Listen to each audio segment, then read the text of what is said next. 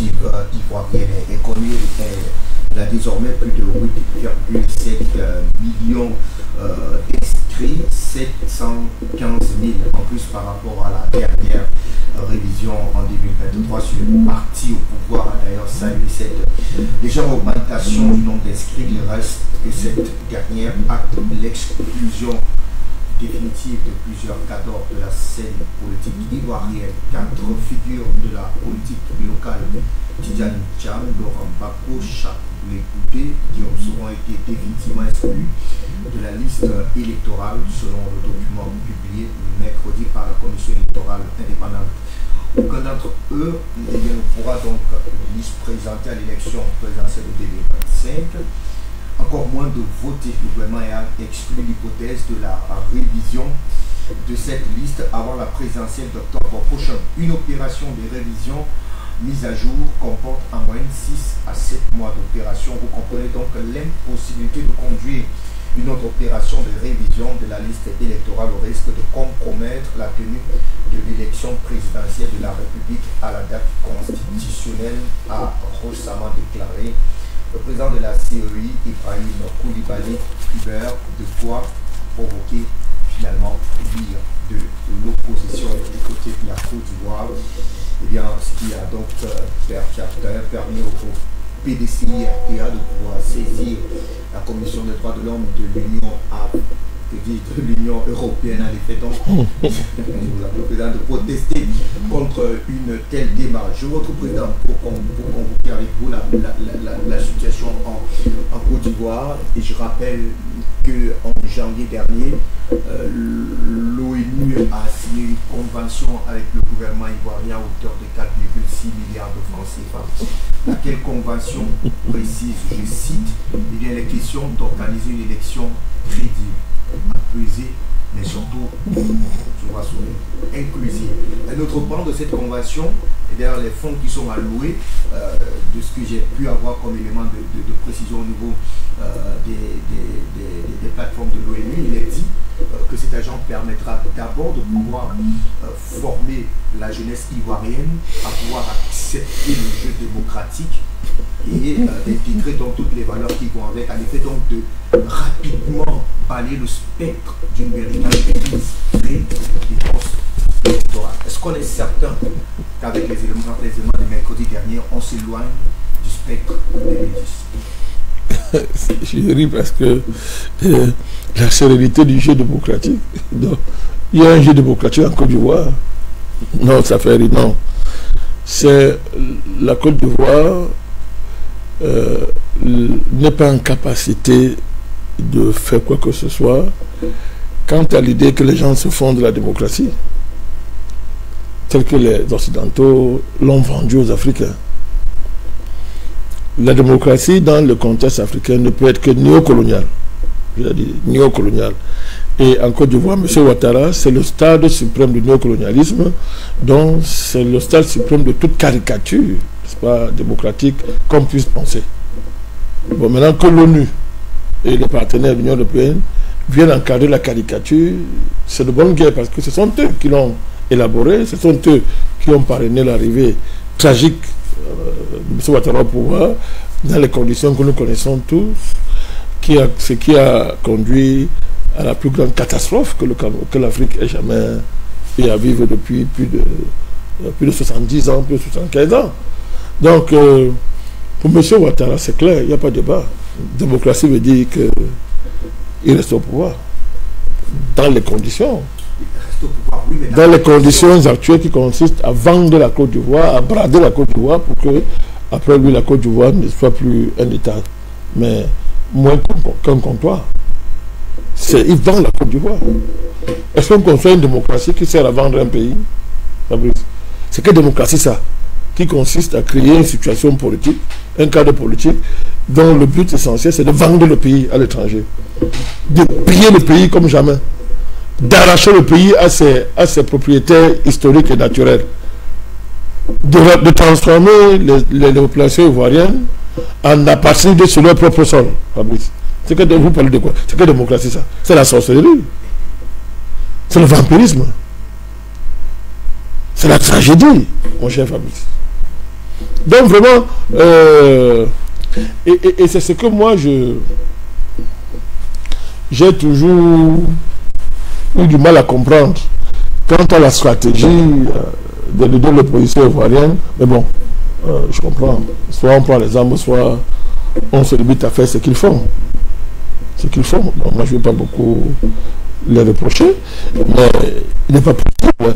La démocratie n'est pas faisable en Côte d'Ivoire. On ne peut pas appeler un tel régime démocratique. Le nom de ce régime, c'est un régime néocolonial le plus abject, un régime réactionnaire de type néocolonial. C'est comme ça. Voilà le vrai nom qui est à ce régime.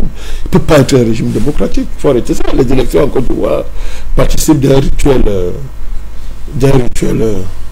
comment dire ça, qui insulte la mémoire des Ivoiriens, qui insulte leur dignité. Il faut arrêter ça.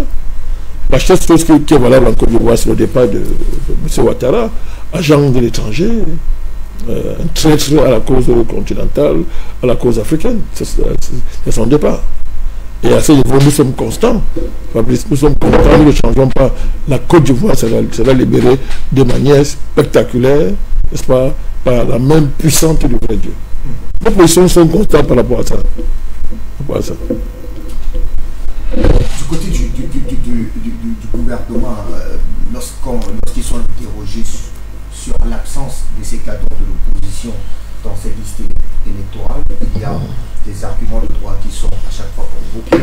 M. Laurent Gbagbo a été certes libéré, mais il y a des condamnations retenues contre lui sur le plan local. Quelle condamnation? La casse de la BCAO. Absolument. Mais la banque m'a dit qu'il n'y a pas eu de casse. Elle n'a rien perdu. Donc on a cherché les poux sur la tête du président Gbagbo. On n'a pas trouvé. On allait chercher les poux à la BCAO.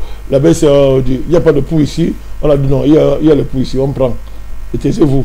On va aller mettre ça sur la tête du président Gbagbo. Voilà. Et puis, voilà, Ouattara a pris sa décision. Il appelle ça conforme au droit. Bon, ça fait sourire. Quand on sait comment il est arrivé au pouvoir, on a une bonne connaissance de l'idée qui se fait du droit. Voilà. Le droit. Certains acteurs disent le droit pour lui se confond avec le crime politique absolu, avec la destruction de tout sentiment patriotique, avec l'idée même de la négation de ce qu'on peut appeler politique, quand on a une grande idée de ce métier, quoi, de cette vocation. Alors, certains acteurs politiques sur cette question, au sujet notamment de ce qui est présenté comme étant une véritable exclusion du jeu démocratique de la part de certains leaders de l'opposition du côté de la Côte d'Ivoire, disent que l'ONU qui a par le passé encadré cette dimension de non-droit qui a entraîné tout ce qu'on peut reprocher aujourd'hui au régime en place, devrait, si elle a un minimum d'honneur, tenter de rectifier le tir, c'est-à-dire en permettant effectivement, ne serait-ce qu'une élection, la mise sur pied d'une élection inclusive. Mais pensez-vous que ce soit possible? Mais le penser, c'est de ne pas comprendre la logique politique qui est au cœur de l'État ivoirien. M. Ouattara est convaincu que le danger pour la Côte d'Ivoire, c'est un retour en grâce électoralement parlant de M. Gbagbo et compagnie. Il est convaincu de ça. D'abord, lui il dit qu'il est un vrai Ivoirien. Hein. Donc, il est convaincu qu'il est Ivoirien. Il a pris l'imposture pour la vérité. Il pense qu'il est Ivoirien. Et de ce point de vue, il aime la Côte d'Ivoire que Gbagbo. Il est plus Ivoirien que Blé Goudé, que Mme Simone Gbagbo. Il est sûr de ça. Je vous dis, il est sûr de ça. Hein. Il croit même que non, vraiment, en tant qu'Ivoirien, c'est-à-dire, son rôle historique est incontestable et qu'il faut être malade pour ne pas voir le grand rôle qu'il joue dans l'évolution non seulement de la Côte d'Ivoire, mais de l'Afrique. Je veux que vous compreniez que c'est vous qui avez un problème. M. Ouattara considère de ce point de vue que c'est un malheur et que lui donc qui a la charge de veiller sur la Côte d'Ivoire, qui aime la Côte d'Ivoire plus que les Ivoiriens, que le bien qu'on puisse faire à la Côte d'Ivoire à l'heure actuelle, c'est le tout fait que Gbagbo ne soit pas inscrit sur la liste électorale, c'est d'écarter Mme Simone Gbagbo et les Blé Goudé, etc. Il est convaincu de ça. Et il fait ça très bien. Voilà. C'est avec passion qu'il le fait. Il voudrait ne riez pas. Hein. Il fait ça avec passion. Il est convaincu que ce qu'il fait est salutaire pour la Côte d'Ivoire. Bon, ça paraît caricatural ce que je dis, mais je vous dis, quand vous entrez dans la tête de M. Ouattara, c'est ça. Vous vous rappelez la phrase qu'il avait faite. C'est beaucoup de tout le monde a dit que l'homme vraiment, il est fatigué, il dort moins de 4 heures par nuit, il travaille trop, il faut qu'on le laisse le reposer. Se reposer. Mais entre-temps, il s'est arrangé à liquider tout ce qui pouvait le remplacer dans le cadre du néocolonialisme français, Ngon Koulibaly, etc. Il les a liquidés pour après dire quoi? Que, bon, vous voyez que vous-même, vraiment, au nom de l'intérêt supérieur, n'est-ce pas, du pays et de la sauvegarde de leurs intérêts, vous ne voyez pas que si je parle là maintenant, on a fini. Donc, je dois rester là.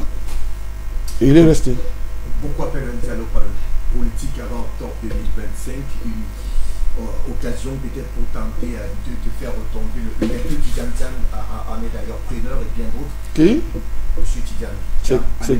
C'est qui ça? Le président le candidat déclaré du PDC à cette élection.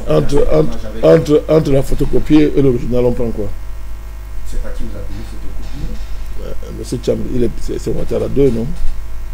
C'est Ouattara 2, le même profil, tout ça comme ça. Autant mieux se contenter de l'original en attendant qu'il soit dégagé là-bas, de là. Et donc, pour vous, l'idée d'un dialogue politique avant octobre 2025? Qui va l'imposer? Je voudrais vous rappeler qu'à l'époque, le dialogue politique entre guillemets et le processus de pacification entre guillemets était imposé par qui?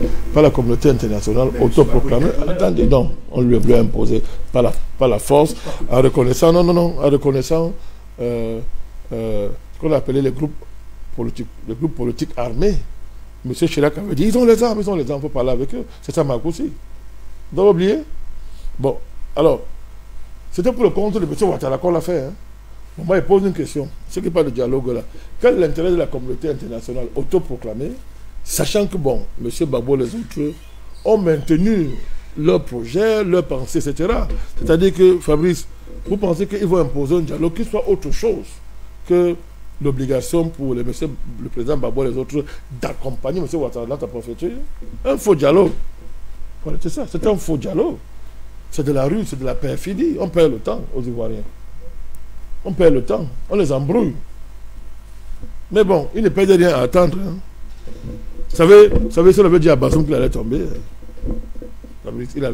c'était à la veille de sa chute.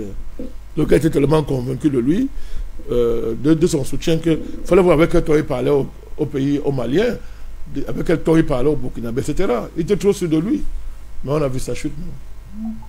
Ils lui ont dit qu'ils vont le libérer. Ils ont essayé de le libérer par des actions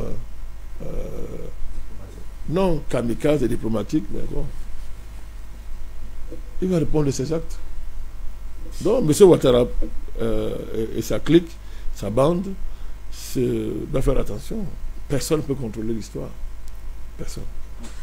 Voilà. On va se retourner vers nos internautes qui souhaitent également contribuer par appel ou alors par message dans le cadre de cette production presse géopolitique.